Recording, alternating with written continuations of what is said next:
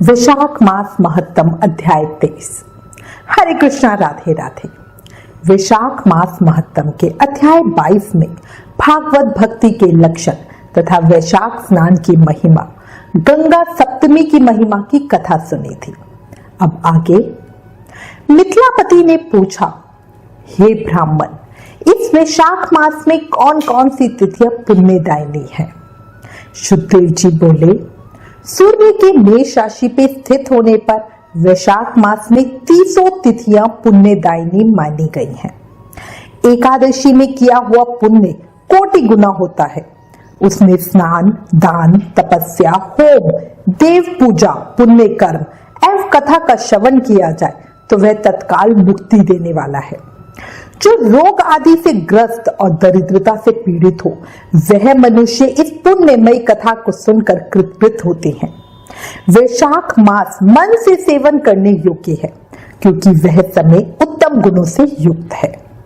दरिद्र, पंगु, अंधा, नपुंसक, विधवा, साधारण स्त्री, पुरुष, बालक, युवा, वृद्ध तथा रोग से पीड़ित मनुष्य ही क्यों ना हो, वैशाख मास का धर्म सबके लिए अत्यंत सुख साध्य है।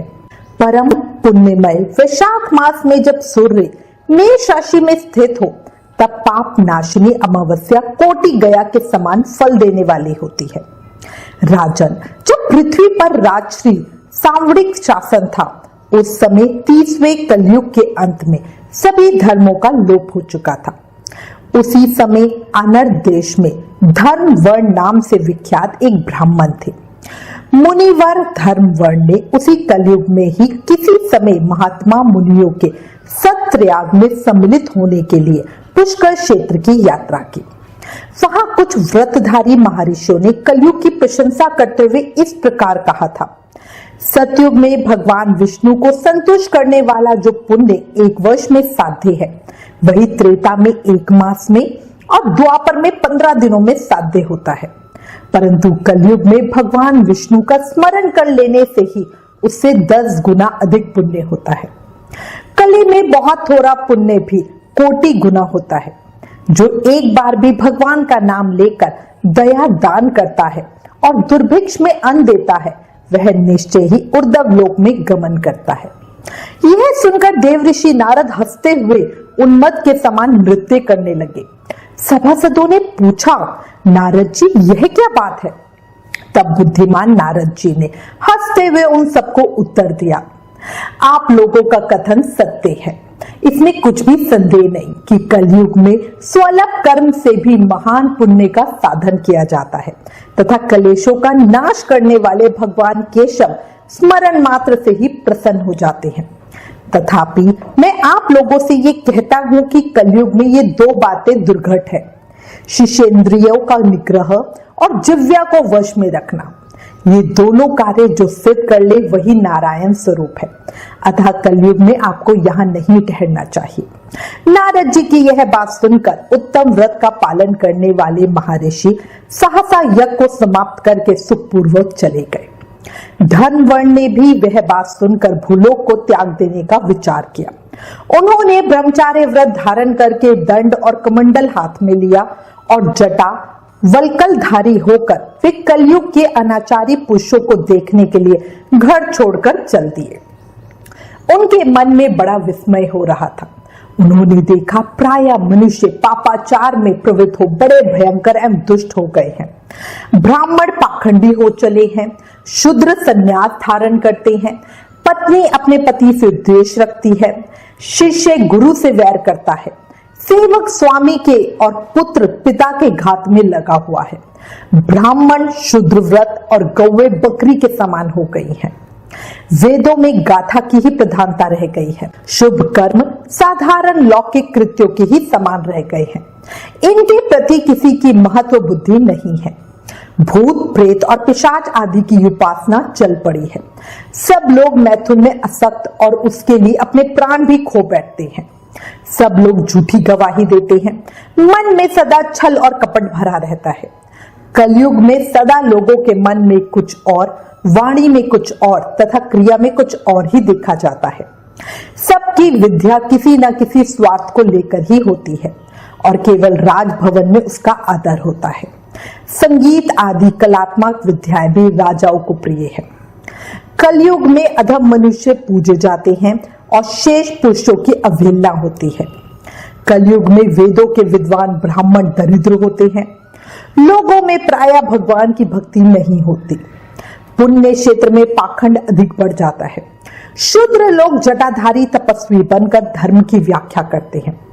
सभी मनुष्य अल्पायु, दयाहीन और शठ होते हैं। कलयुग में प्रायः सभी धर्म के व्याख्याता बन जाते हैं और दूसरों से कुछ लेने देने में ही उत्सव मनाते हैं। अपनी पूजा कराना चाहते हैं और व्यर्थ ही दूसरों की निंदा करते हैं। अपने घर आने पर सभी अपने स्वामी के दोषों की चर्चा में तत्पर रहते हैं। कलयुग में लोग साधुओं को नहीं जानते, पापियों को ही बहुत आदर देते हैं। दुराग्रही लोग इतने दुराग्रही होते हैं कि साधु पुरुषों के एक दोष का भी ढिंडोरा पीटते हैं और पापात्माओं के दोष समूह को भी गुण बतलाते हैं। कलयुग में गुणहीन मनुष्य दूसरों के गुण ना देखकर उनके दोष ही ग्रहण करते हैं। जैसे पानी में रहने वाला जोग प्राणियों के रक्त पीती है, जल नहीं पीती, उसी प्रकार जोग के धर्म से संयुक्त ही मनुष्य दूसरे का रक्त चूसते हैं। औषधियां शक्तिहीन होती हैं। ऋतुओं में उलटफेर हो जाता है। सब राष्ट्रों में अकाल पड़ता है। कन्या योग्य समय में संतानोत्पत्ति नहीं करती। लोग नट और नर्तकों की विद्याओं से विशेष प्रेम करते हैं। जो वेद वेदांताओं की विद्या में तत्पर और अधिक गुणवान है, उन्हें अज्ञानी मनुष्य सेवक की दृष्टि से देखते हैं। वे सब के सब भ्रष्ट होते हैं। कलयुग में प्रायः लोग श्राद्ध कर्म का त्याग करते हैं, वैदिक कर्मों को छोड़ बैठते हैं। प्रायः जिह्वा पर भगवान विष्णु के नाम कभी नहीं आते। लोग श्रृंगार रस में आनंद का अनुभव करते हैं और उसी के गीत गाते हैं। कलयुग के मनुष्यों में ना कभी भगवान विष्णु की सेवा देखी जाती है, ना शास्त्रीय चर्चा होती है, ना कहीं यज्ञ की दीक्षा, ना विचार का लेश, ना तीर्थ यात्रा है और ना ही दान धर्म ही होते देखे जाते हैं। यह कितने आश्चर्य की बात है। उन सबको देखकर धन वर्ण को बड़ा भय लगा।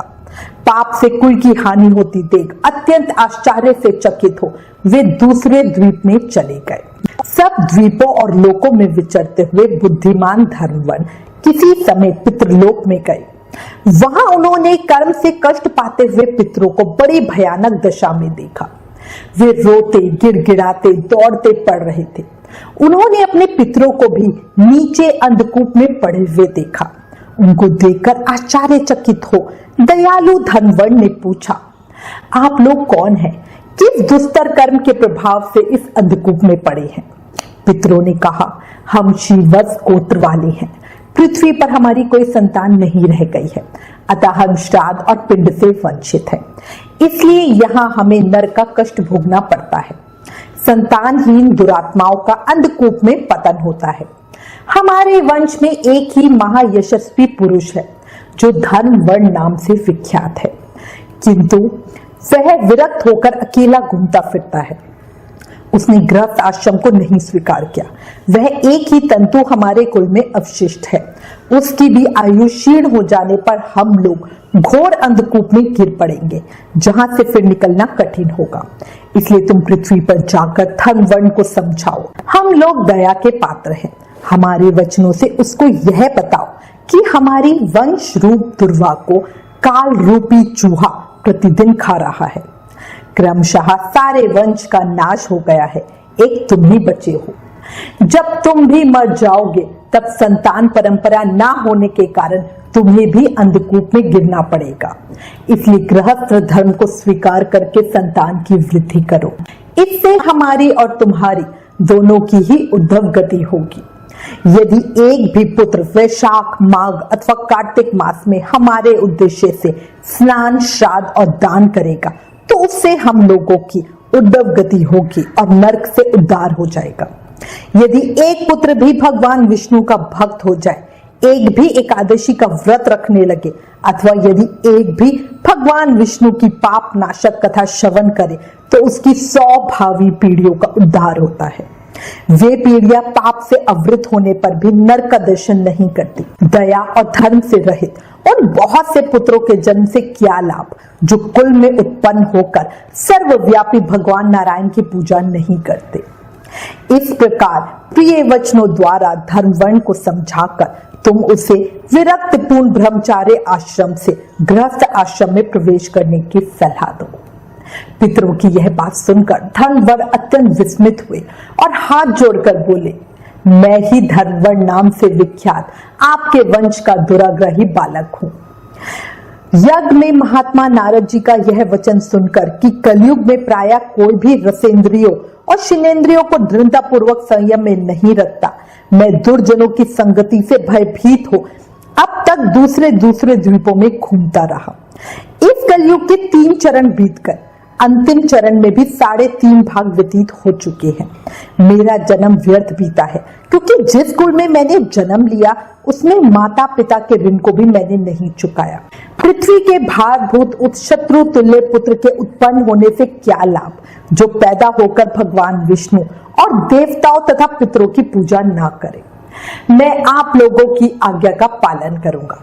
बताइए, पृथ्वी पर किस प्रकार मुझे कलयुग से और संसार से भी बाधा नहीं प्राप्त होगी।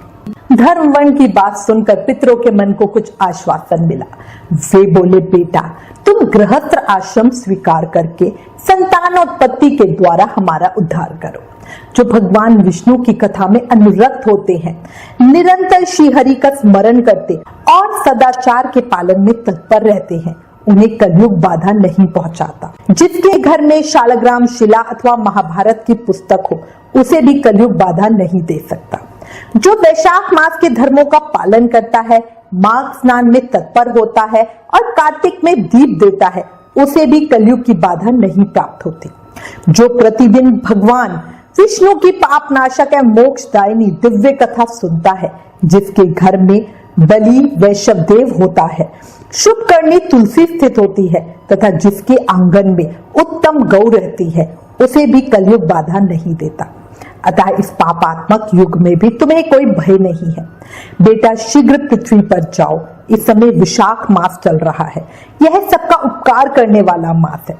सूर्य के मेष राशि में स्थित होने पर 30 तिथियां पुण्यदान ही मानी जाती हैं। एक एक तिथि में किया हुआ पुण्य कोटि कोटि गुना अधिक होता है। उसमें भी जो वैशाख की अमावस्या तिथि है, वह मनुष्यों को मोक्ष देने वाली है। देवताओं और पितरों को वह बहुत प्रिय है, शीघ्र ही मोक्ष की प्राप्ति कराने वाली है। जो उस दिन पितरों के उद्देश्य से श्राद्ध करते हैं और जल से भरा हुआ घड़ा एवं पिंड देते हैं, उन्हें अक्षय फल की प्राप्ति होती है। अतः महामते, तुम शीघ्र जाओ और जब अमावस्या हो तब कुंभ सहित श्राद्ध एवं पिंडदान करो।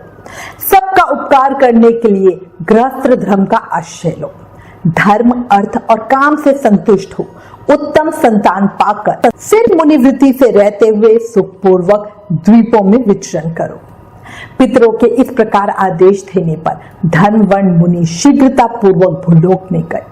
वहां मेष राशि में सूर्य के स्थित रहते हुए वैशाख मास में प्रातः काल स्नान करके देवताओं, ऋषियों तथा पितरों का तर्पण किया।